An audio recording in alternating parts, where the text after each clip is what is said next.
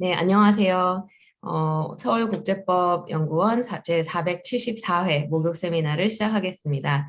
네, 저는 서울국제법연구원에서 연구이사를 맡고 있는 원유민입니다. 저희 서울국제법연구원은 85년부터 목욕 세미나를 개최해 오고 있고요. 국제법과 외교 현안에 관한 주제에 대해서 세미나를 개최하고 있습니다. 네, 오늘은 고려대학교 국제대학원 정소영 교수님께서 또 저희 기후환경법정책센터 센터장님이신 정소영 교수님께서 파리 협정 제6조 국제시장 메커니즘의 내용과 활용이라는 주제로 발표를 해 주십니다. 오늘 토론자로 국제산림과학원의 김래현 박사님, 녹색기술센터의 오채훈 박사님, 한국기후변화연구원의 이충국 센터장님을 모셨습니다. 네, 그럼 오늘 발표를 진행해 주실 정서영 교수님을 또 박수로 초대해 보겠습니다. 네, 감사합니다. 네, 오늘 이렇게 저희 목요 세미나에 아마 처음 이렇게 참석하시는 분들도 계실 텐데, 좀 저녁 식사하고 좀 늦은 시간인데, 이렇게 참석해 주셔서 대단히 감사드립니다. 먼저 제가 오늘 발제할 PPT를 공유를 해드리고, 그리고 시작을 하도록 하겠습니다.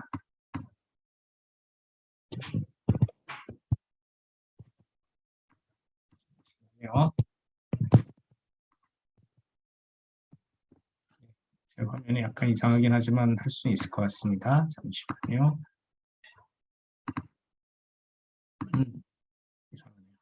네, 그냥 진행을 하겠습니다. 네, 오늘 제가 발제 준비한 건 파리 협정 제6조 국제시장 메커니즘의 내용과 활용이란 제목으로 준비를 했습니다.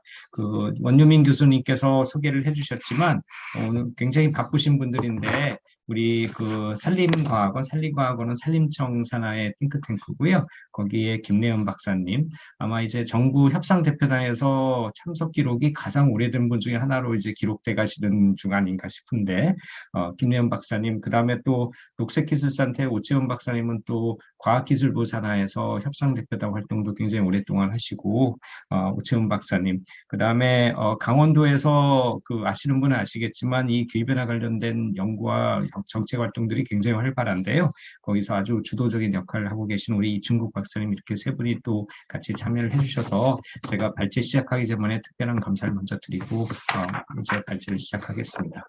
자, 이거 오늘 제가 제목을 파리 협정 제6조 국제시장 메커니즘 내용과 활용해 가지고 달았는데요. 일단 백그라운드로 잠깐 왜 이거를 선정했는지를 좀 설명을 드리면, 아마 기후변화 일반 관련해서 관심을 가지고 계신 분들은 최근에 이제 아마 정권이 이제 바뀌게 됐습니다만은 한 1년 전쯤에 지금 현재 이제 끝나가는 문재인 정부에서 탄소중립위원회를 설치를 하면서 탄소 중립에 관해서 이제 법안을 만들었고, 그 과정에서 우리나라의 온실가스 감축 목표를 또 한 번 작년에 수정을 했었습니다. 그래서 수정하는 과정에서 이제 해외 40%의 온실가스 감축 목표를 달성하려다 보니까 국외에서 온실가스를 국내뿐만 아니라 국외에서도 감축해서 그거를 활용을 해야 되는데, 그 포션이 바로 1년 전에 좀 많이 줄였다가 또 갑작스럽게 또 많이 늘렸습니다. 그래가지고 관련 법의 시행령이 지금 제정이 되고, 그다음에 지금 고시에 관련해서도 논의가 진행 중에 있는데요. 그러면서 이 국외 감축과 관련돼 가지고 갑자기 우리나라에서 지금 관심이 굉장히 많아지고 있는 상황입니다.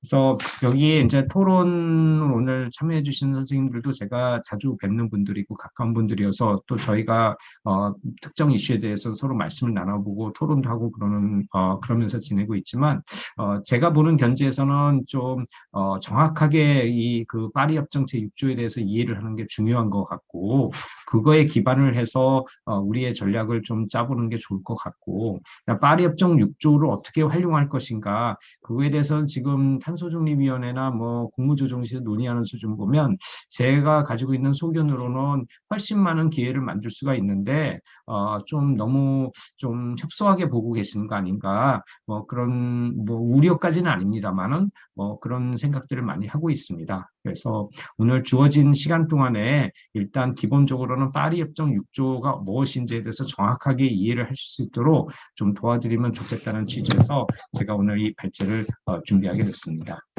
그러면 제 첫 번째 슬라이드는 이거로 시작을 하겠습니다.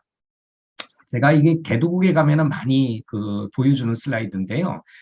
이 파리 협정 제6조는 클라이밋 파이낸스, 클라이밋 파이낸스를 아주 잘 활용할 수 있는 윈도우다. 자, 이렇게 해서 제가 특히 개도국의 이제 고위급의 장관급 이상의 말씀을 드릴 때는 제가 이걸 맨 처음에 보여드립니다.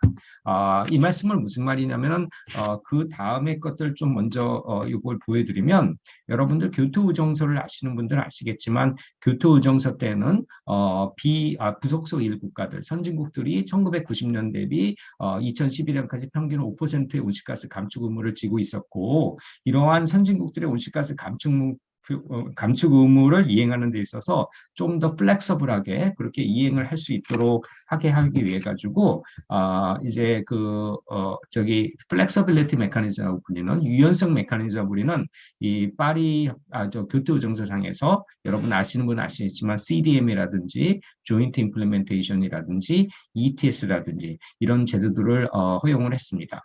이건 기본적으로 선진국들의 온실가스 감축 의무를 이행하는 데 있어서 어떤 유연하고 또 비용 효과적인 어떤 방법을 찾아보자 이런 차원에서 아주 보조적으로 이용할 수 있는 그러한 메커니즘들이었죠.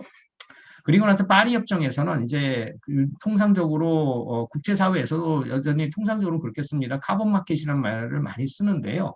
저는 저를 아시는 분은 아시겠지만 제가 이제 카본 마켓이라는 말은 좀 잘 안 쓰고 저는 그냥 6조라고만 그렇게 얘기를 많이 하는데 거기 이제 지금 이제 작년 글라스고에서 합의가 된 이제 이행 규칙에 따르면 또 파리 협정 문안에 따르면은 이제 세 가지의 메커니즘이 있다라고 볼 수가 있고 자세한 건 제가 좀 이따 설명드리겠고요. 근데 이 세 가지의 메커니즘의 목적이 자 왼쪽 교토정서에서 있었던 플렉서블리티 메커니즘은 플렉서블 앤 코스트 이펙티브하게 하자는 거였는데 여기 문구를 잘 읽어보시면 중요한 키워드들이 일단 NDC를 이행하는 데 있어서 중요한 수단이다. 라는 겁니다. NDC를 이행하는 데 있어서 중요한 수단이다.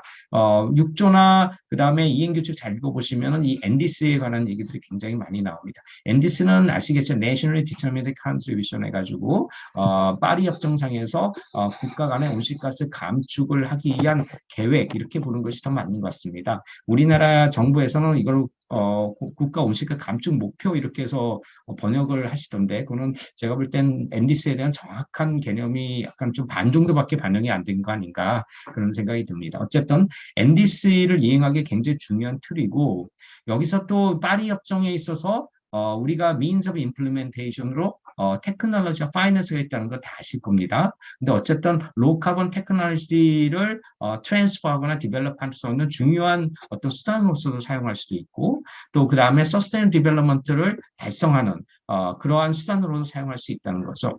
이게 제가 지금 무슨 말씀을 드리는 거냐면 여기 지금 글로벌이라고 보여드는데 이제 잘 안 보이시겠지만 국제사회에서 파이낸셜 플로우를 이렇게 보여주는 게 여러 가지가 있습니다. 뭐 그랜트도 있고 그랜트 같은 거 우리나라에서 이제 ODA가 되겠죠. 뭐 그런 것들도 있고 여러 종류의 파이낸스 툴에서 뭐 데트라는 것도 있고 뭐 다른 여러 가지들이 있는데 그 중에 제가 여기 빨갛게 이렇게 해놓은 게 뭐냐면 이게 바로 교토 의정서상에서 사용이 됐던 마켓 메커니즘이 차지하는 포션입니다. 즉 개도국에 있어서 개도국 관점에서 보면은 개도국이 NDC 자기들의 NDC를 만들고 저탄소 발전을 추구를 하고 그를 통해서 온실가스를 감축하려고 그러면 다양한 재원들의 마련이 필요한데 제가 왜 이렇게 재원 처음부터 말씀드리냐면 개도국에 가면은 개도국에서 이 파리 협정 6조에 관심을 관심을 갖는 이유는 가장 큰 이유는 첫 번째가 어떻게 파이낸싱의 소스로 찾아볼 수 있을까라는 측면에서 관심이 있고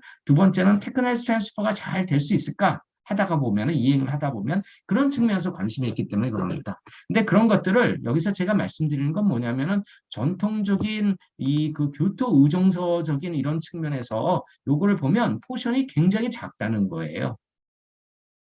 그런데 여기서 제가 이러한 측면을 이해를 하게 되면 파리 협정 6조가 여기 있는 상당 부분을 커버하는 그런 것으로서 기능을 하고 디자인이 가능하다라는 측면에서 너무 그렇게 좁게 볼 필요는 없겠다. 그런 것들이 뭐 돼야 된다라고는 문구는 그렇게 안 돼 있는데 돼야 된다라고 해서 어떤 이상적인 차원에서 말씀드리는 게 아니라 파리 협정문을 잘 읽어보면 그렇게 활용할 수 있는 가능성이 굉장히 크다라는 거죠. 인도 같은 경우에는 전 세계에서 CDM 사업이 가장 많이 됐던 나라 중에 하나입니다. 인도 같은 경우에도 자국의 클라이밋 파이낸스에 관한 여러 가지 소스들, 그 중요성들을 보면은 제가 말씀드린 CDM 사업 같은 경우는 굉장히 일부를 차지하고 있을 뿐이다. 따라서 이 많은 것들을 더 많이 우리가 액세스가 가능할 수 있도록 6조가 충분히 활용이 가능하다라는 겁니다. 또 그렇게 말씀드릴 수 있는 건 여기 6조의 이게 그 문구인데요. 여기 보시면 이 6조는 파리 협정 중에서 유일하게 국가 간의 협력을 할 수 있다. 여기 보시면 첫 번째가 Pursue Voluntary Cooperation이라고 되어 있죠. 자발적인 협력을 할 수 있도록 그렇게 규정되어 있는 유일한 조항입니다. 그래서 이거를 전통적인 그런 카본 마켓 이런 것으로 볼 수도 있겠죠. 사실 여기서 마켓이란 말은요. 여기 딱 하나 있습니다. 8항의 non-market approach 해가지고 비시장 메커니즘이죠.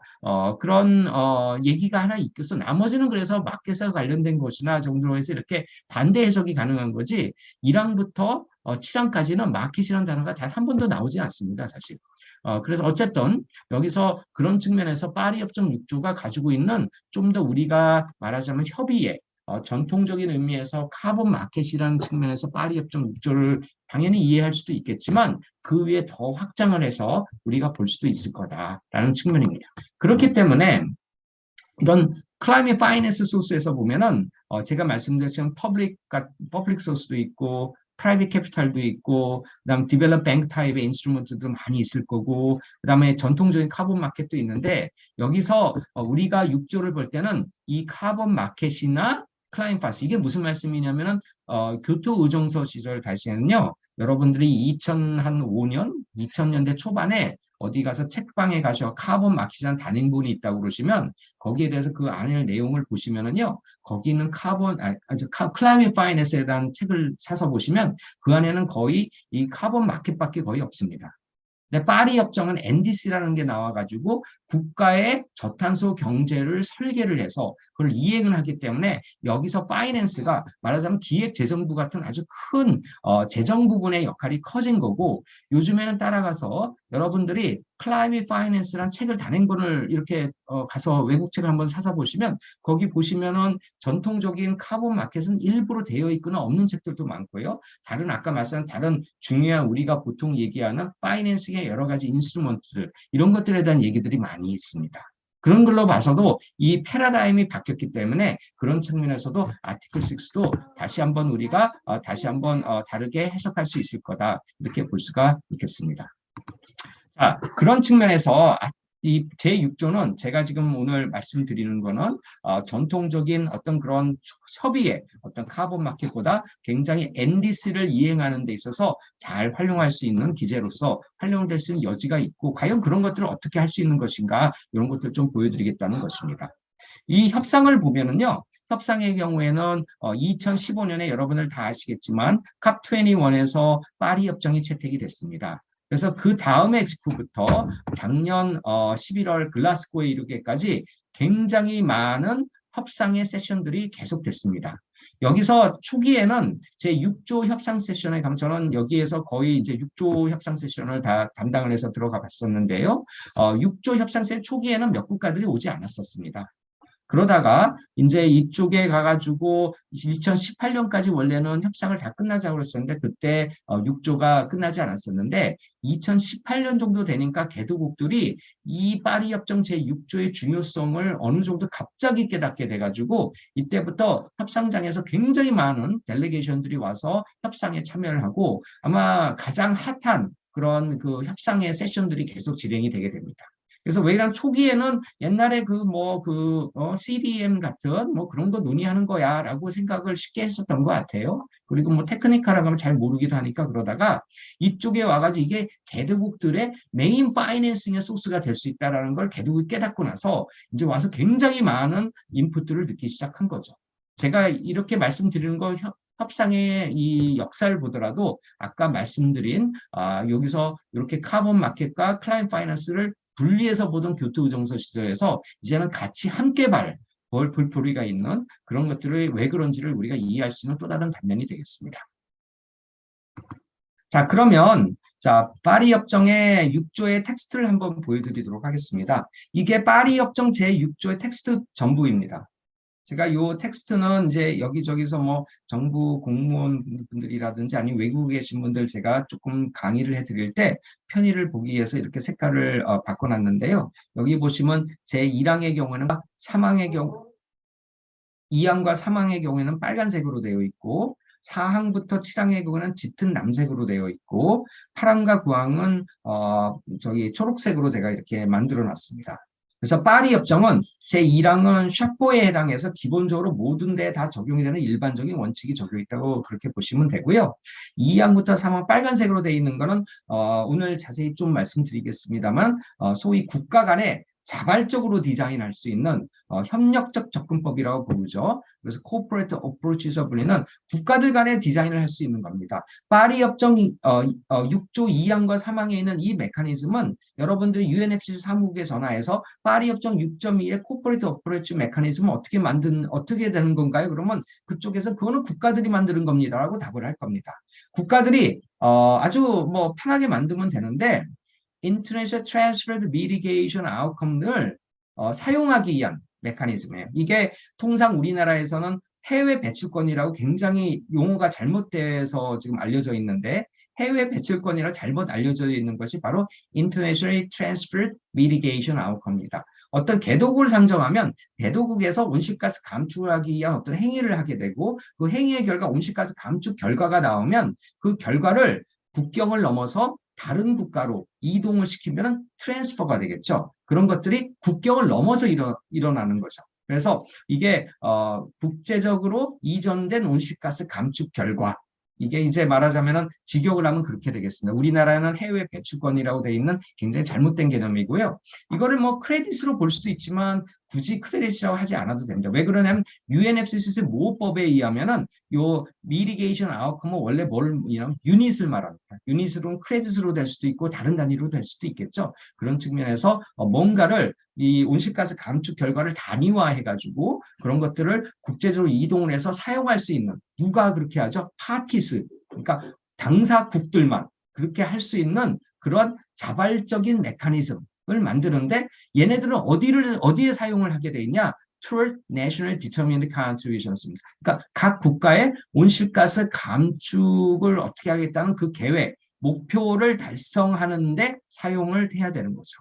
그죠? 이게 조건에 다고 두 가지가 더 있습니다. 오른쪽에 보시면 Sustainable Development, 특히 개도국이 관심이 있는 건데 그 나라의 지속 가능한 발전에 기여를 하고 그다음에 Environment Integrity와 Transparency를 인슈어라고 했습니다. 그래서 환경 건정성을 담보를 하라는 건데 여기서 환경 건정성은 제가 파란색으로 쓴 로버스트 어카운팅, 더블 카운팅 두 번 쓰지 말라는 거예요. 그래서 이런 정도만 하면 국가들이 마음대로 할 수 있고 그런 것들은 authorized by participating party 모든 것들을 국가가 관장을 하라 이겁니다. 좀 자세한 건 뒤에서 더 말씀을 드리겠고 지금은 기본적으로 6조가 어떻게 생겼는지 아주 간단하게 설명을 해드리는 시간이니까요. 그다음에 사항으로 오시면 여기서 A 메커니즘 되어 있습니다. A 메커니즘 to contribute to mitigation of greenhouse gas emissions and support sustainable development is hereby established under authority and guidance of the conference parties serving as the meeting of the parties to this agreement.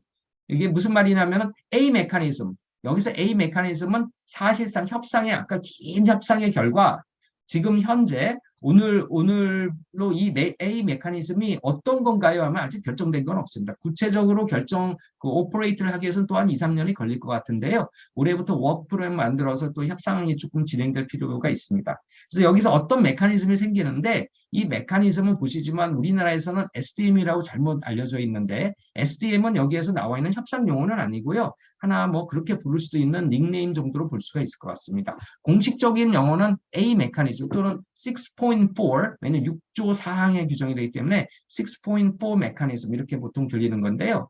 여기서 보시면은 위에서 자발적으로 하는 게 달리 여기 보시면 hereby established under the authority에서 이게 뭐냐면 UNFCCC가 UNFCCC 산하에 생긴다는 겁니다. 그런 것들을 여기에 두고 있고요. 그 다음에 여기 보시면은 by public and private entities라고 보이시죠? 이 6조의 경우에 그리고 어떻게 보면은 파리 협정 전체를 통틀어 가지고 이 사부분 프라이빗 섹터가 관여를 해서 뭔가 역할을 할 수 있고 명시적으로 규정된 부분이 유일하게 여기입니다.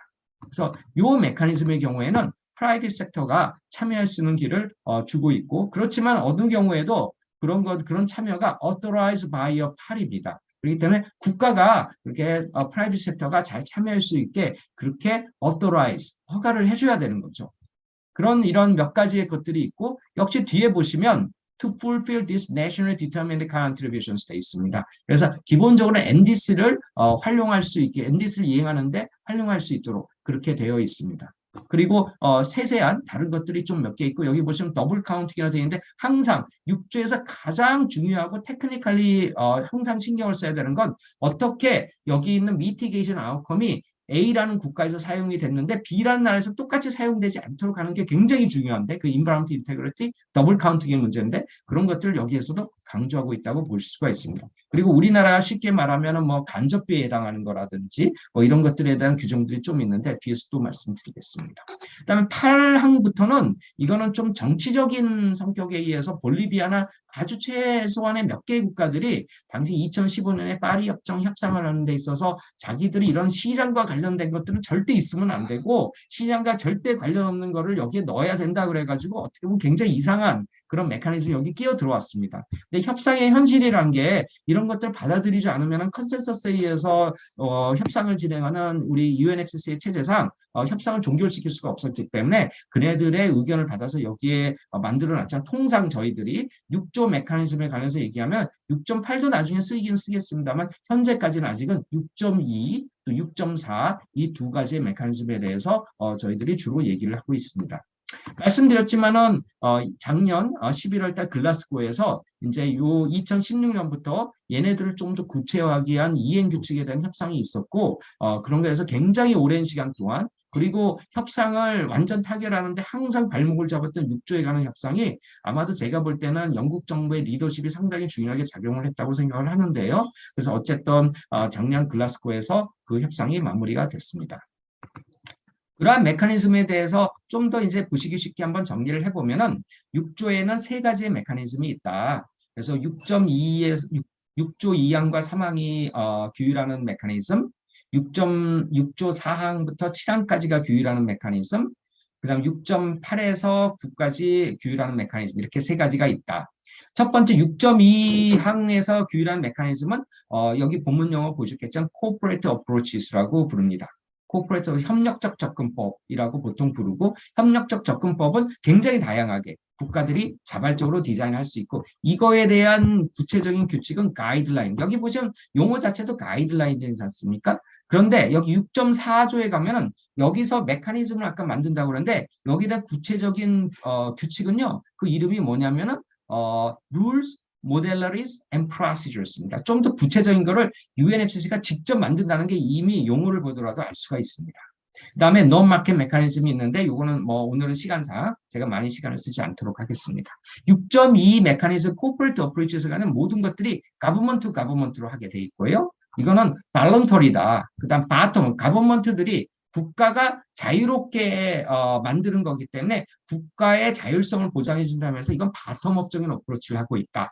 여기서 키는 이트모다. 이트모를 어떻게 사용할 것이. 이트모가 우리나라에서 소위 국외 감축분이라고 불리는 게 이 이트모가 되겠습니다.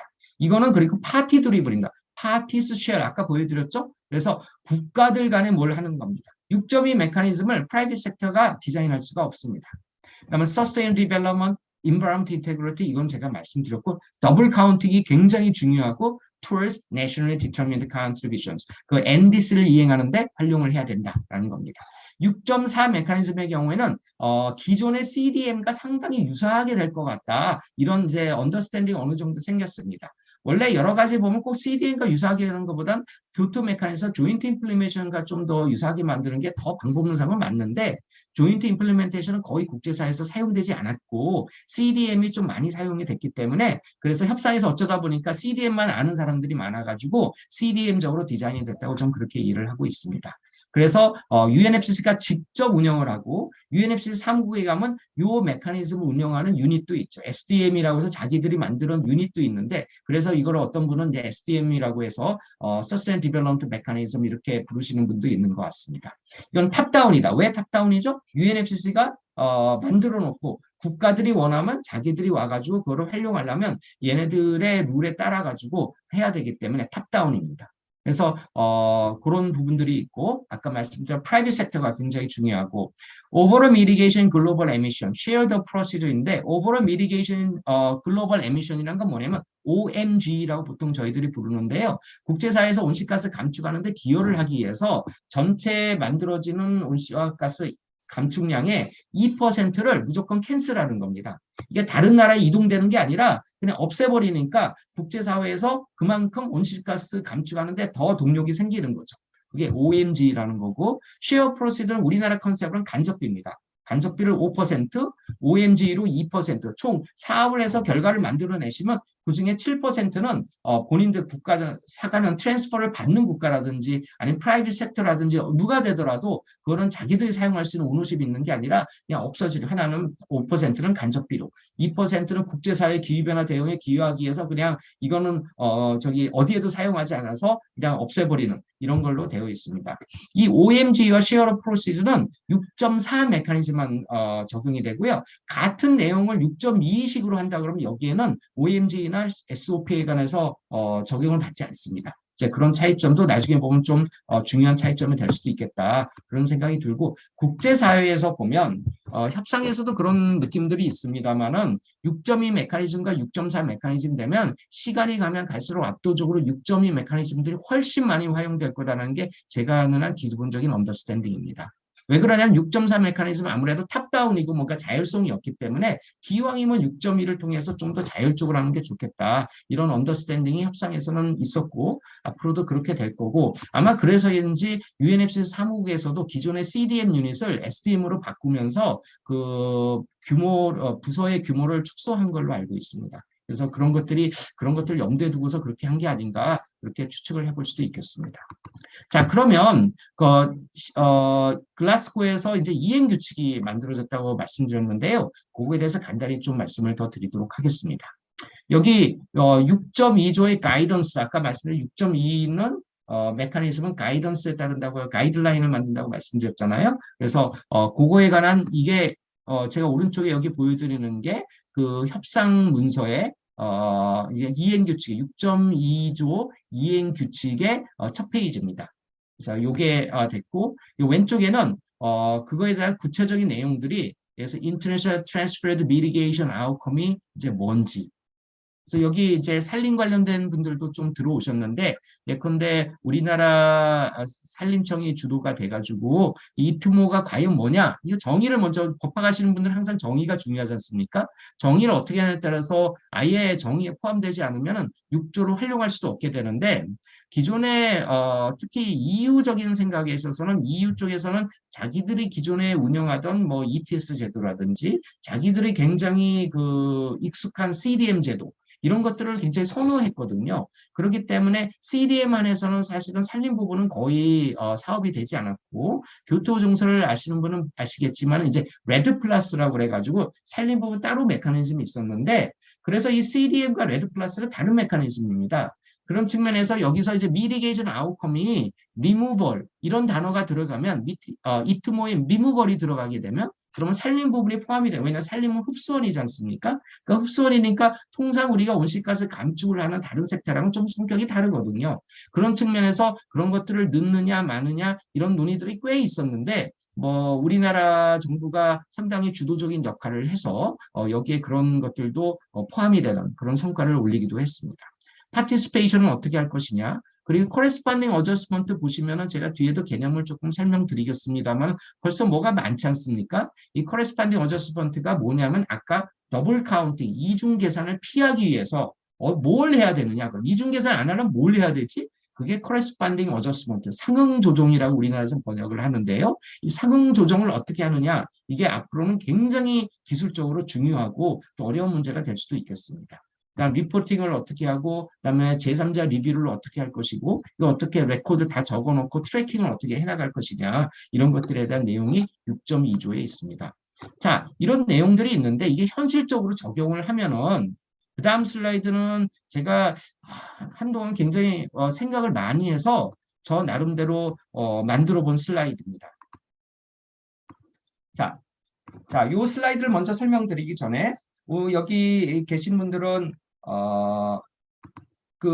그거를 지금 아셨겠죠? 이 파리 협정은 제6조가 그 소위 카본 마켓인지 뭔지 국제 시장 메커니즘 뭔지 그거를 관장을 한다.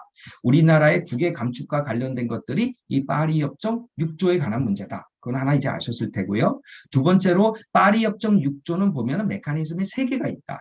하나는 6.2조에 관해서 코퍼레이트 어프로치에서 협력적 접근법이라고 되어 있는 그 국가가 자발적으로 만드는 메커니즘이 하나가 있고, 두 번째는 A 메커니즘이라고 되어 있는 6조 4항의 근거를 두고 있는 예전에 CDM과 유사할 것으로 되는 UNFCC가 직접 운영을 하는 메커니즘이 있을 것 같다.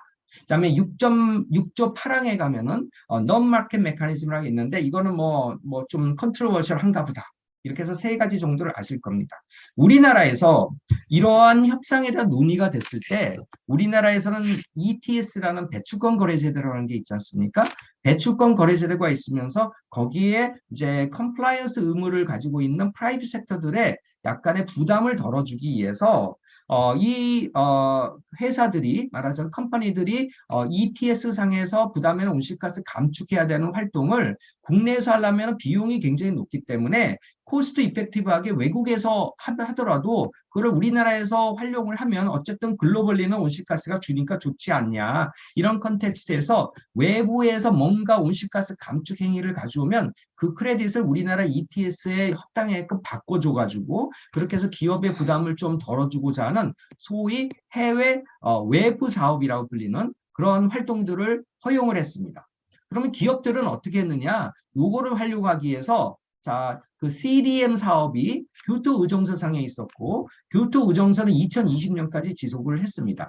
비록 2015년에 파리 협정이 채택이 됐고 그 다음에 거기에서 여러 가지 조항들이 있었지만은 그 중간 기간에 여전히 기업들은 우리나라에서 CDM 사업을 계속을 했고요. 그걸 우리나라의 배추권 거래 제도에 활용을 하려고 그랬습니다. 근데 요즘에는 그게 더 활성화가 돼가지고 그 배추권 거래 제도에 의한 어떤 자기의 컴플라이언스 의무를 달성하는 것 이외에 좀 더 다른 프라핏 스킨까지 할 수 있지 않을까? 이런 정도까지 생각을 하면서 파리 협정 6조 협상은 그 중간에도 계속 되고 있지 않습니까? 그러면서 어떤 오해라고 그럴까요? 뭔가 아주 정확한 이해가 안 됐었던 부분이 뭐냐면은 이 파리 협정 6조는 무조건 이런 활동을 계속 보장해 줄 거야. 라는 그런 언더스탠딩이 있었는데 자, CDM 제도는 일단 2021년도부터는 아예 없는 제도입니다. 그 다음에 뒤에서 설명을 드리겠지만 이 CDM 제도에서 만들어진 크레딧을 CER이라고 부르는데 이 크레딧은 교토 의정서상에 만들어진 CER입니다. 그럼 문제는 뭐냐? 파리 협정에서 이거를 그대로 자동적으로 인정을 해줄 것이냐? 이런 문제가 남겠죠. 근데 우리나라에서는 한때 상당 부분의 많은 기업들이 당연히 인정을 할 거라고 어슴을 하셨는데 과연 그랬을까요? 협상 현장에서 제가 본 바로는 EU 같은 경우에는 2020년 이후에는 CER은 절대 인정하지 않는다고 해서 굉장히 강한 입장을 표명을 했습니다. 그건 왜 그러냐면 EU의 ETS 제도를 운영하면서 외국에서 만든 CER이 우리나라 외부 사업처럼 그렇게 EU 배추권 거래 제도에 유입을 허용하다 보니까 공급이 너무 많이 돼가지고 여러분들 BTS 제도 좀 관심 있는 분은 아시겠지만은 그 가격이 폭락을 했지 않습니까? 그래서 그걸 막으려고 자기들 ETS 제도 다 바꾸면서 절대 CER 이제 인정 안 한다고 그래가 다 털어내고 있었거든요. 그게 협상에 반영이 돼가지고 뭐 EU의 협상가들은 뭐 인바라먼트 인테그리상 안 된다 뭐 이런 좋은 수사를 쓰긴 했지만 실제적인 이유는 그러한 목적 때문에 이제 EU 같은 경우는 절대로 이거 인정 안 하려고 그랬었거든요. 그렇다면 우리나라에서 기업들은 너무나도 쉽게 이거 인정될 거야라고 생각하시는 거는 좀 지금 협상 결과 뒤에 보면은 뭐 그나마 우리나라가 활용할 수 있는 게 좀 되긴 했지만 그거 그렇게 하기에는 좀 조심스러운 면이 있다. 그때 그런 생각을 좀 했었습니다. 어쨌든 다시 돌아와 보면 그래서 우리나라에서 그럼 국외 감축을 어떻게 할 것이냐. 또 과연 뭘 할 것이냐. 지금 탄중법상에서 또는 시행령상에 만들어진 어떤 그 제도들도 있는데 제가 보면 아까 처음에 제가 시작할 때 우리나라에 대해서 6조에 대한 언더스탠딩은 좀 좁게 보는 것 같습니다라고 말씀을 드렸는데 그걸 좀 설명드리기 위해서 제가 이 슬라이드를 제가 한번 만들어 봤습니다. 자, 보시면은 자, 6조에는 메커니즘들이 있다고 말씀드렸죠. 이미 6조에는 세 가지의 메커니즘이 있는데 제가 6.8은 빼도 될 것 같으니까 제외를 했고요. 그래서 여기 보시면은 메커니즘의 두 가지 종류가 있습니다. 6.2, 6조 2항에 기반을 둔 Cooperative Approaches라고 불리는 메커니즘이 있고 6.4의 A 메커니즘이 있습니다. 그죠? 자, 6.4 A 메커니즘 제가 빨간색으로 해놨고 그 다음에 Cooperative Approaches에 관한 거는 파란색으로 해놨습니다. 자, 여러분들 제가 6조 문안 처음에 설명드릴 때 뭐라고 설명을 드렸냐면 이 ITMO, Mitigation Outcome이 A라는 국가로부터 만들어져 가지고 그걸 B라는 국가로 국제적으로 이전을 시키는 게 ITMO다. 그렇게 되는 게 ITMO다. 그게 그죠? 유닛이 ITMO다라고 말씀을 드렸죠. 따라서 6조 자체는 뭐에 관한 거냐면요. A라는 국가에서 B라는 국가로 어떻게 이전시키냐? 그겁니다. 출발점이 뭐냐? 여기에는 이미 있는 유닛이 있어요. 그게 뭐 여러분들이 크레딧이라고 부르시던 뭐라 했던 호스트 국가에 만들어진 게 있어요. 가서 만드는 게 아니에요. 만들어져 있어요. 100이라는 유닛이 있어요. 100이라는 유닛을 어떻게 B라는 국가로 국경을 넘어서 이전을 시키는데 그럼 A라는 국가는 50이라는 걸 이전을 시켰다 그러면 A라는 국가에서도 그 50이라는 거 우리는 우리나라에서 온실가스가 감축됐어요라고 유엔에 보고하고 B라는 국가가 다시 그걸 가져와서 우리도 외국이지만 우리나라에 기여하기 아까 저기 외부 사업 컨셉 말씀드렸지만 뭐 그런 식으로 생각해가지고 해외에서 줄인 것도 우리나라 온실가스 감축 결과에 반영합니다. 두 번 사용되는 거잖아요. 그것만 못하게 하는 거예요. 그죠? 그걸 제가 뭐라고 말씀드린다고 그랬죠? corresponding adjustment라고 말씀드렸습니다. corresponding adjustment 한번 개념을 좀 더 확실하고 해서 제가 돌아가도록 하죠. 자, 이게 corresponding adjustment를 이해할 수 있는 가장 쉬운 도식도 중에 하나입니다. 자, 파티 A는 acquiring 파티입니다. acquiring 파티니까 이트모 우리나라에서 국외 감축 결과라고 뭐 불리기도 하는 그거를 이제 사가지고 오는, 가지고 이전시켜 와서 가지고 오는 그런 국가가 되겠어요. 우리나라를 상장을 하죠. 그다음 파티 B는 트랜스퍼링 파티예요. 그래서 인도네시아에 가서 무슨 에너지 사업을 한다거나 아니면 산림 사업을 해서 그쪽에서 이제 온실가스 감축 활동을 하겠죠. 그럼 거기서도 온실가스 감축 결과가 만들어지겠죠. 그걸 이제 이전을 하는 국가니까 트랜스퍼링 파티가 인도네시아 같은 개도국이 되겠습니다. 자, 우리나라 경우에는 보니까 인벤토리, 우리나라에서 온실가스 현재 배출량이 이렇게 많아요. 우리나라 국가의 온실가스 감축 목표는 여기인데 그래서 우리는 추가로 배출하기 때문에 국제사회에서도 많은 비난을 받을 것이고 여러 가지 어려움이 있습니다. 이 B라는 국가는 보면 이 나라의 온실가스 감축 목표는 여기인데 여러 가지 이유에 의해서 뭐 그 나라가 잘했던 다른 뭐 어떤 뭐 예기치 않은 좋은 점이 있었던 이 나라의 온실가스 실제 배출량은 여기밖에 안 되는 거예요. 그러면 여기서 A라는 국가에서는 4메가톤을 더 배출하고 있는데 B 국가에서는 4메가톤을 이렇게 배출량을 늘린다 하더라도 여전히 여유가 있잖아요. 2메가톤의 여유가 있거든요. 그래서 컨셉은 이거예요. 이쪽에 있는 4메가톤 이 나라에 더 배출한 걸로 치고 이 나라에 배출한 걸 줄이는 걸로 해주면 똑같잖아요. 이전을 시키고 양쪽에서 조정을 하면 0이 되니까 똑같지 않습니까? 이렇게 하자는 게 corresponding adjustment입니다. 이쪽에서 옮기면 이쪽에서는 배출량이 늘은 걸로 하고 옮겨와서 온실가스 감축 목표에 활용하면 줄여야 된다. 이것이 corresponding adjustment의 가장 기본적인 생각입니다. 자, 그러면 6.2 메커니즘의 이 cooperative approaches는 뭘 하는 메커니즘이냐? 아주 6조에 적혀 있는 것만 보면은 이런 mitigation outcome이 이트모가 mitigation outcome이 B라는 국가, 인도네시아로부터 어떻게 한국으로 이트모가 있어요. 4메가톤이 있어요, 지금. 있는데 그걸 어떻게 인벤토리, 이 나라 인벤토리에서 한국의 인벤토리를 옮길 것이지 어떻게 하라고 그랬죠, 아까?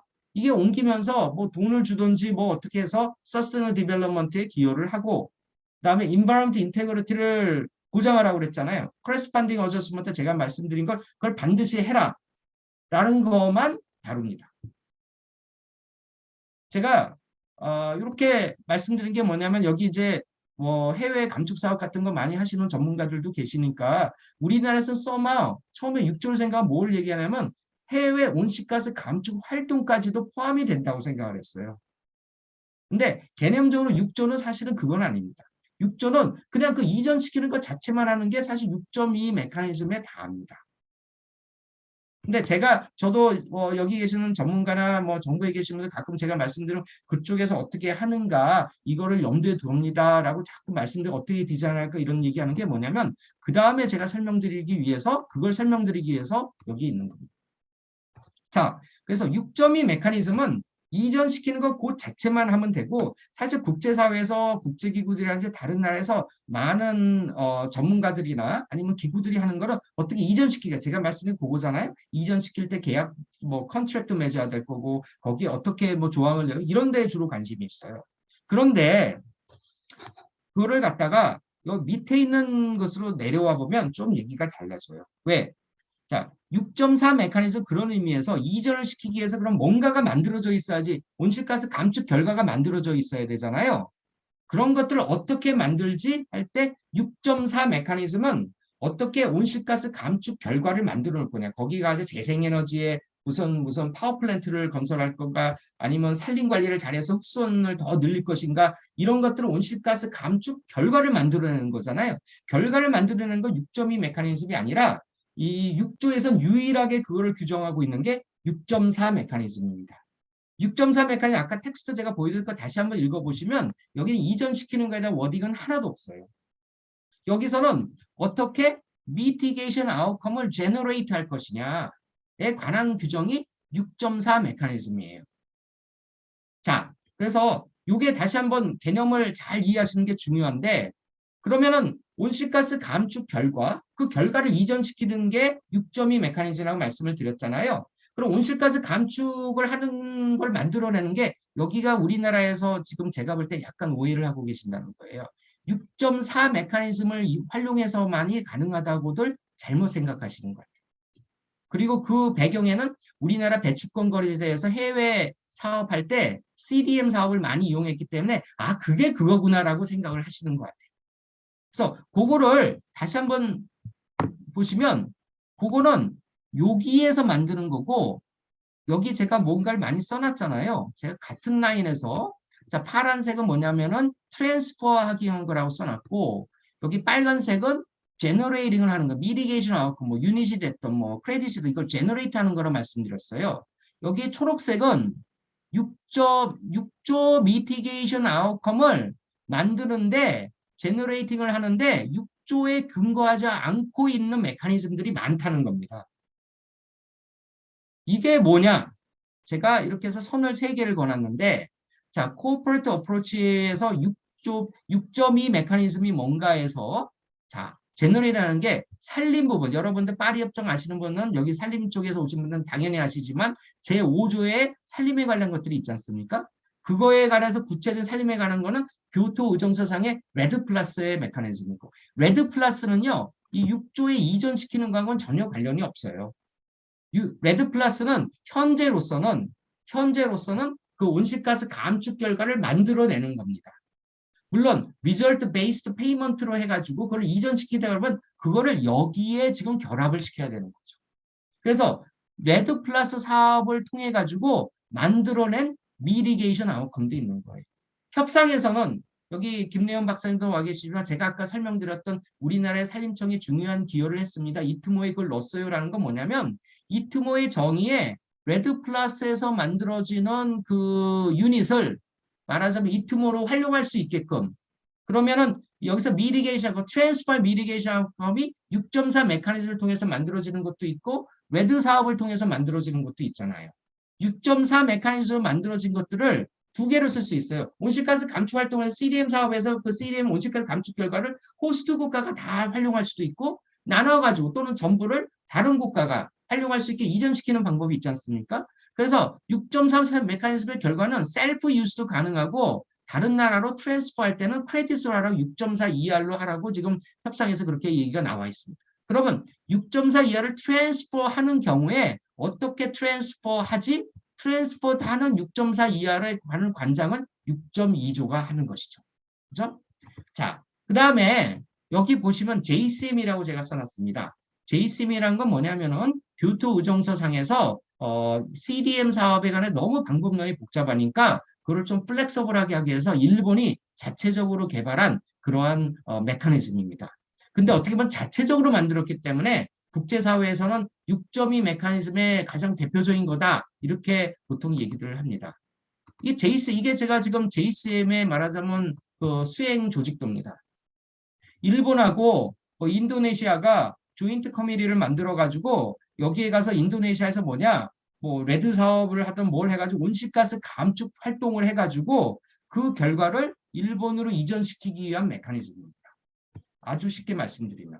그래서 여기서 보면 PDD가 있다 뭐 어쩌다 이런 거는 호스트 국가의 온실가스 감축 활동을 하는 사업 계획들이에요. 그런 사업 계획을 하면서 구체적으로 결과가 되면 어떻게 이전을 시키다라는 건 따로 이제 이 안에 이제 약정을 하는 거죠. 양 국가들 간에.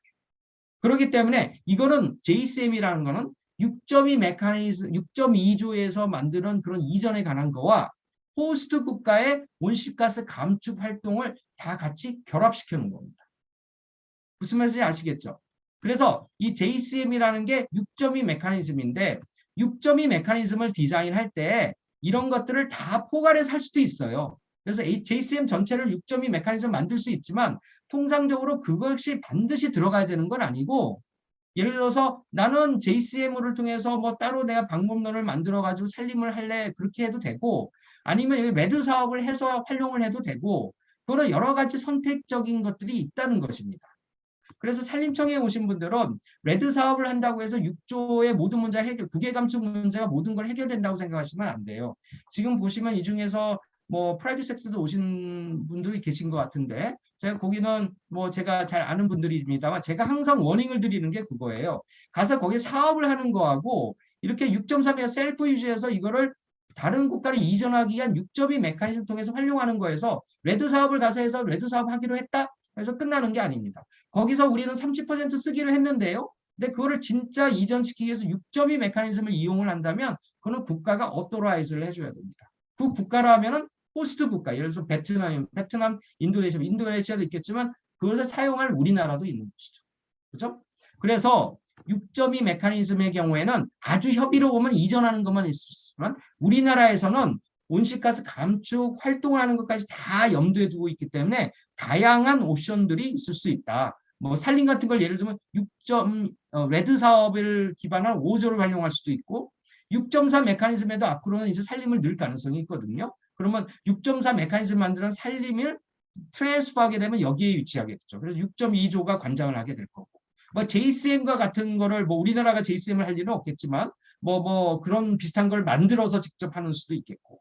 그다음에 ETS를 서로 연계하자 이런 얘기도 많이 들었는데 이거는 사실 협상에서는 거의 뭐 EU만 유일하게 주장을 하는 옵션이고요. 전 세계에서 ETS가 진짜 연계된 케이스는 사실은 스위스하고 유럽밖에 없기 때문에 이건 테크니컬리나 정치적으로 굉장히 어렵다는 건 누구나 다 알고 있습니다. 특히 개도국가 하신다고 그러면 ETS를 링크해가지고 하기는 굉장히 어려울 거다. 뭐 이런 거는 일반적으로 일반적인 언더스탠딩이 되어 있다고 생각합니다.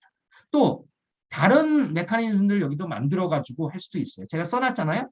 인터넷 트랜스퍼 옹리만 할 수 있는 메커니즘 만들 수도 있고 아까 제가 말씀드린 우리나라는 지금 그렇게 가고 있는데 그 미리게이션 아웃컴을 해서 유닛을 제너레이트 하고서 트랜스퍼까지 하는 그런 메커니즘을 만들 수도 있는 겁니다. 다양한 메커니즘들을 만들 수가 있고 이런 것들이 모두 6.2 메커니즘의 하나의 큰 카테고리에 들어가는 거다. 6.4 메커니즘 따라서 6.4 메커니즘 따라서 제너레이션을 하면 셀프 유즈와 트랜스퍼 하는 경우 두 가지로 나뉜다. 셀프 유즈는 100%그 호스트 국가에서 다 사용을 하는 거죠. 그러니까 뭐 CDN 같은 활동을 해서 그 나라에게 여러 가지 투자를 해서 테크나 트랜스퍼도 해주고 좋은 일을 하고 우리는 하나도 활용 안 하겠다. 우리는 진짜 도와만 줄 거다. 이렇게 하는 게 말하자면 셀프 유즈의 컨셉이 되겠죠. 그래서 이런 굉장히 다양한 옵션들이 있는데 다시 말씀드리지만 우리 탄중법에 보면 지금 현재로는 이 6.4 메커니즘을 굉장히 염두에 둔 그러한 그 메커니즘만을 활용하는 것을 염두에 두고 계시는 것 같고 거기 읽어보면은 사실 트랜스퍼하기 위해서 필요한 여러 가지 것들은 오히려 우리 국내적인 것만 많이 규정이 되어 있죠. 국제적인 차원에서 어떻게 해야 되는가에 대해서 규정이 별로 없어요. 국제사회에서 보면은요. 지금 앞으로는 이런 그 기존에 있었던 친숙했던 CDM 정도에서 6조로 넘어가면 넘어갈수록 컴플라이언스 목적의 어떤 국가 온실가스 감축 활용을 하기 위한 목적으로 이 유닛들이 미리게이션 아웃컴이 많이 쓰일 거기다라는 얘기들이 많이 나오고 있습니다. 그 말은 뭐냐면은 우리가 가가지고 호스트 국가에서 베트남에 가가지고 무슨 온실가스 감축 사업을 했는데 그 결과가 지금처럼 초기에는 얘네들이 잘 모르니까 뭐 30% 줄게 50% 줄게 할지 모르지만 시간이 가면 갈수록 베트남 정부가 그거에 대해서 더 비싼 조건을 대거나 더 어려운 조건을 대거나 아니면 자기들이 다 활용을 하겠다 이렇게 될 수도 있다는 점을 반드시 명심할 필요가 있겠습니다. 그래서 JCM에 대해서 말씀을 드렸고 corresponding adjustment 컨셉에 대해서 말씀을 드렸습니다. 제가 말씀드린 거는 여기 아까 처음에 볼 때 6.2 메커니즘을 설명하면서 이러한 3개의 슬라이드를 보여드렸고 그 이유는 알고 계실 겁니다. 그 다음에 6.4는 아까 말씀드린 Rules, Modalities and Procedure, MPG인데 여기서 보면은 6.4 메커니즘에는 내용들이 보세요. 6.2 메커니즘의 제목모드로 좀 다르잖아요.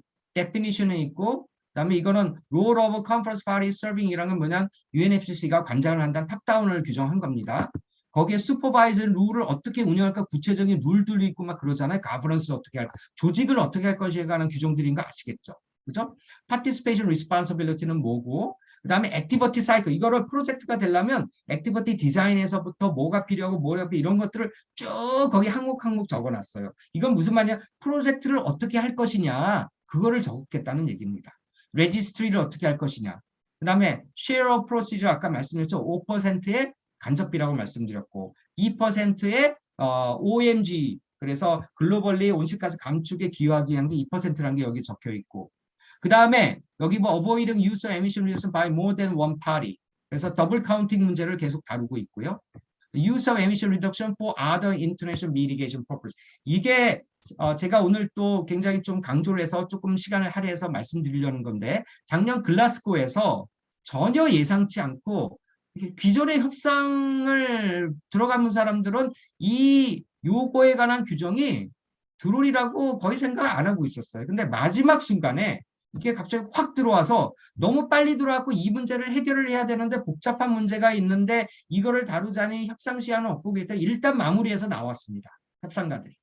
그래서 그게 other international mitigation purposes 이거는 특히 우리나라의 프라이빗 섹터에 계신 분들이 반드시 유념해야 되는 부분이 바로 이 부분입니다. 제가 조금 이따 설명을 드리겠습니다. 그다음에 기존에 CDM 사업이 있으니까 CDM 사업을 어떻게 그러면 전환을 시킬 것인가 그것에 대한 규정이 여기 있는 것입니다. 자, 그런 것들에 대해서 말씀을 드렸고 자, 그러면 이런 차원에서 이제 좀 더 남은 시간 슬라이드 한 두세 개를 말씀드리려는 건 뭐냐면 프라이빗 섹터가 어떻게 돼요? 아까 말씀드렸지만 6조가 거의 유일하게 6.4 메커니즘에서 프라이빗 섹터가 어떻게 할 수 있는가를 규정을 했다고 그랬습니다. 그랬을 때 자, 이 6조에서 그 미리게이션 이트모가 사용되는 거는 아까 제가 6조 텍스트에서 보면 뭐만 나와 있었죠? NDC를 위해서만 활용할 수 있게 돼 있지 않습니까? 원래 그랬어요. 제가 말씀드린 그렇게 될 줄 알았어요. 6조 텍스트에도 그렇게 돼 있고. 그런데 여기 이행규칙 협상하는데 마지막 순간에 other purpose라는 이름이 들어왔어요. 그것뿐만 아니라 other purpose를 위해서도 활용이 가능하다라는 문구가 들어왔어요. 그러면서 other purpose에 두 가지가 있어요. International mitigation, other international mitigation purposes를 활용을 하기 위해서도 이트모를 활용할 수 있다라는 게 들어갔고 other international mitigation purposes는 뭐냐면 코르시아는 뭐냐면 아시는 분은 아시지만 항공 부분에 관해서 이카오라는 국제기구가 있는데 항공 부분만 따로 떨어뜨려 가지고 NDC 이행과 관련이 없게 항공 부분 섹터에 관해서 새로운 카본 마켓을 만들어 놨습니다. 그래서 이게 만약에 카본 크레딧이라고 그런다면 이 크레딧이 이 코르시아에 가서 여러 가지 활용도가 있을 수 있어서 그런 카본 마켓이 있고 이거는 NDCA랑 관련이 없거든요. 이게 굉장히 중요하게 특히 프라이빗 섹터에서는 중요하게 활용되려고 하고 있었는데 갑자기 6조 협상이 너무 NDC 위주로 가니까 여러 로빙 그룹들이 생겨난 겁니다. 그래서 마지막 순간에 근데서는 안 될 줄 알았는데 마지막 순간에 이러한 코르시아를 위해서 트랜스퍼가 가능하다라고 허용을 한 거예요. 그러면 프라이빗 섹터 입장에서 야 그럼 가가지고 크레딧을 내가 사든지 아니면 거기서 온실가스 감축 사업을 해가지고 그 결과를 코르시아에 갔다가 뭐 활용하는 그쪽을 타 NDC 이행이 아니라 다른 목적으로 활용할 수 있겠네. 가능해졌어요. ETS가 여기에 들어가 있는 건 뭐냐면 EU의 경우에도 EU의 ETS하고 EU의 인벤토리랑 정합성이 없거든요. 그래서 이 ETS의 컴플라이언스 목적으로 사용한다고 그래가지고 이거는 제가 제 개인적으로 쓰는 게 아니라 ETS 이건 제가 몇 군데 제가 다른 문건들 좀 확인을 해봤습니다. 아직은 decisively 그럴 거 아니죠. very likely 그런데 ETS 우리나라를 염두에 두는 게 EU ETS에 들어갔다. 그러면 그 EU ETS 상의 컴플라이언스 목적은 그의 NDC 이행하는 컴플라이언스 목적과 관련성은 상당히 크지만 완전히 똑같지는 않거든요. 그렇다면 뭐냐? ETS의 컴플라이언스 목적을 사용할 수 있어. 근데 이거는 NDC를 위한 목적은 아니라는 거예요. 그럴 가능성이 굉장히 농후하다. 요 other international mitigation purpose 하나와 또 하나는 뭐냐? other purposes라는 게 들어갔어요. other purposes. other purposes는 뭐냐? 그 다음에 다른 목적인데 예컨대 미국에 가면은 미국에는 발런터리 마켓이 많이 있습니다.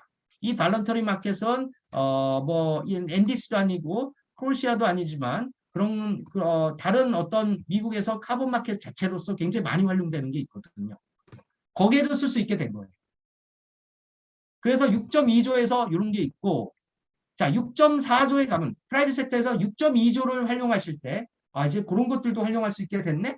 라는 가능성이 있다는 걸 보시고 아까 말씀드린 SOP나 뭐 OMG 적용 대상이 아니다. 6.2조 메커니즘은. 그거는 프라이빗 섹터 입장에서는 만약에 여러 가지로 활용하시면 굉장히 좋은 소식이죠.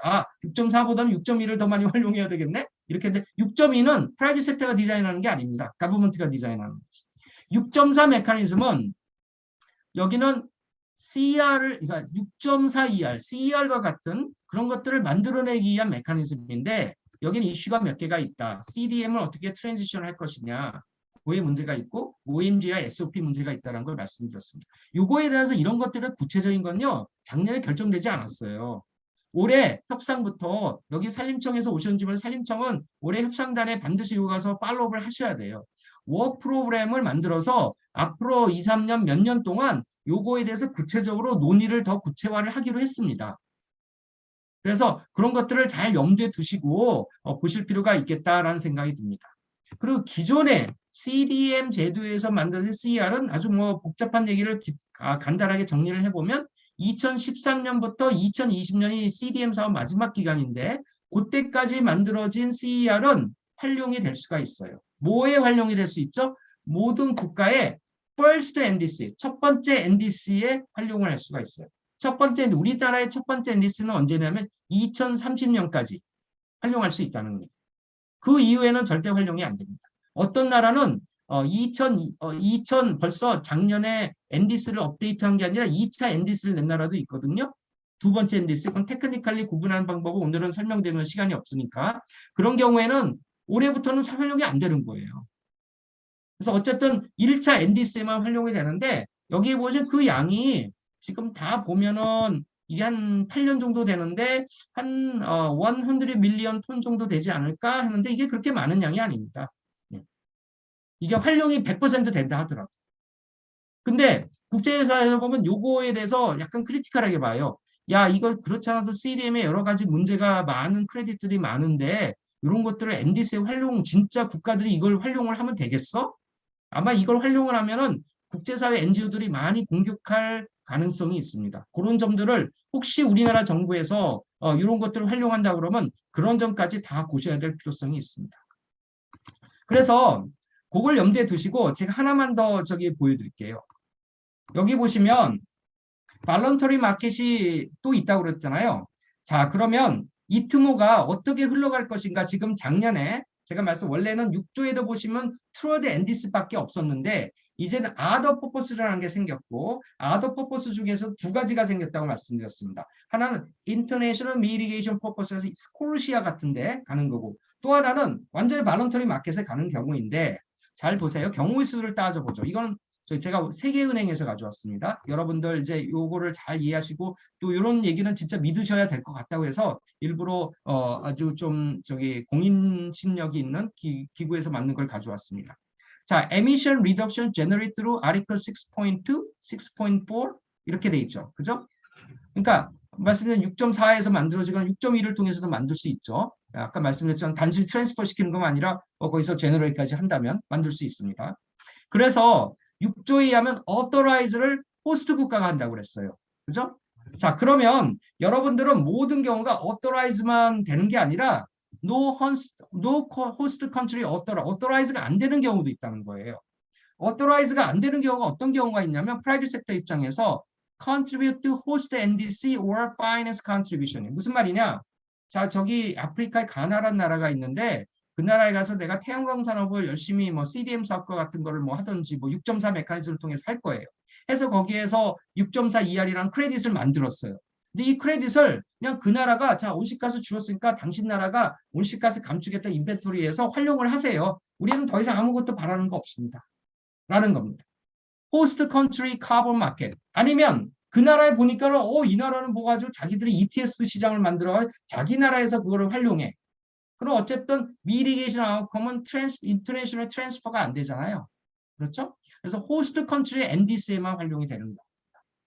authorization이 되는 경우에는 이거는 transfer for NDC compliance 아주 티피컬한 경우죠. 그렇죠? 6조에서 생각하는 아주 티피컬한 경우고 그리고 지금 글라스고에서 갑자기 들어간 International Mitigation Purposes 코르시아 같은 경우라고 그랬어요. 그렇죠? 이 두 가지 경우에는 자 여기서 요 프라이빗 섹터와 관련된 게 요거하고 요건데 여기 전부 보세요. 뭐라고 돼 있죠? International Transfer with Corresponding Adjustment예요. 다시 말하면 여기서 corresponding adjustment를 해야 되는 건 뭐냐면 호스트 국가에서 가지고 나올 때 그 나라 인벤토리에서 마이너스 처리를 했으면 어디선가 플러스 처리를 해야 된다는 겁니다. 그러면 코르시아 같은 경우는 코르시아 자체적으로 무슨 북키핑을 해가지고 거기서 조정을 하던가 그런 문제는 뭐냐? 발런터리 마켓. 이거는 국제기구에서 하니까 아마 그렇게 될 수 있겠죠? 여러분도 그렇게 생각을 하실지 모르겠습니다. 발런터리 마켓의 경우에는 이게 좀 복잡할 수도 있어요. 지금 국제사회에서 이거는 의견들이 좀 갈리는데 발런터리 마켓에 가면 처음에 트랜스퍼할 때 호스트 국가에서만 빼주면 되고 그 다음은 없어. 워딩이 그렇게 돼 있어. 라고 얘기하는 그룹들도 있어요. 근데 그렇게 보기에는 좀 더 많은 다수는 이것도 Interest Transfer with Corresponding Adjustment 어딘가 가서 써야 된다는 거. 즉 어떤 기업이 있어서 가나에 가가지고 예컨대 6.4 메커니즘을 이용을 해가지고 거기서 온실가스 감축 결과를 해서 그 나라 정부랑 또 뭐 어떻게 잘 우리나라 정부랑 잘 해가지고 거기에서 뭔가 30% 가져오는데 이거를 그 기업이 딜을 하면은 가져와가지고 커레스판딩 어저스먼트 어떻게 하실 거예요? 그럼 우리나라 기업이 우리나라 정부가 가나랑 해서 그 기업을 도와주는 경우에 어토라이제이션을 해야 되는데 지금 탄중기법을 보면 그거까지는 염두에 두고 있는 것 같기도 해요. 시행령을 보면. 근데 어쨌든 경우의 수가 굉장히 복잡해질 수 있다는 것을 반드시 염두에 두시고 6조에 대해서 특히 프라이빗 섹터에서 여러 가지 계획을 가지고 계신다면 이 corresponding adjustment가 굉장히 중요한 거고 요 마지막의 경우에는 워딩 자체가 이행규칙에서 약간 좀 모호하게 되어 있습니다. 근데 그걸로 끝난 게 아니라 해석의 여지가 여러 가지가 있기 때문에 올해부터 시작되는 어떤 추가 협상에서 워크 프로그램을 통해서 이런 문제가 좀 더 클래리파이를 돼야 되니까 어떤 경우에든지 거기를 주시하시면서 하셔야 될 것 같다. 그런 생각이 듭니다. 그 다음에는 개도국 입장에서 뭘 해야 될까 이런 것들도 좀 생각해 볼 수 있는데 시간이 많이 간 것 같아서 제가 멈추도록 하겠습니다.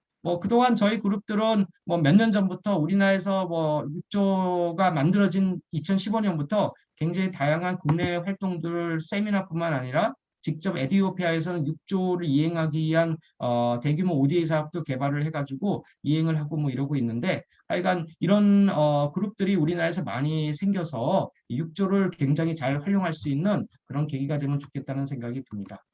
예, 이상으로서 제가 발제가 좀 길었던 듯 싶은데요. 6조에 관련해서 제가 준비한 것들을 발제를 마치도록 하겠습니다. 예, 감사합니다. 네, 감사합니다. 정세영 교수님 감사합니다. 네, 파리협정 제6조의 정확한 의미와 또 풍성한 논의를 함께 전해주신 것 같습니다. 네, 오늘 토론자로 모신 세 분께 좀 토론을 부탁드리려고 하는데요. 순서대로 김래연 박사님, 오채훈 박사님, 이충국 센터장님께 한 분씩 토론을 먼저 부탁드리고 또 다 듣고 난 다음에 정세영 교수님께 또 답을 요청드리도록 하겠습니다.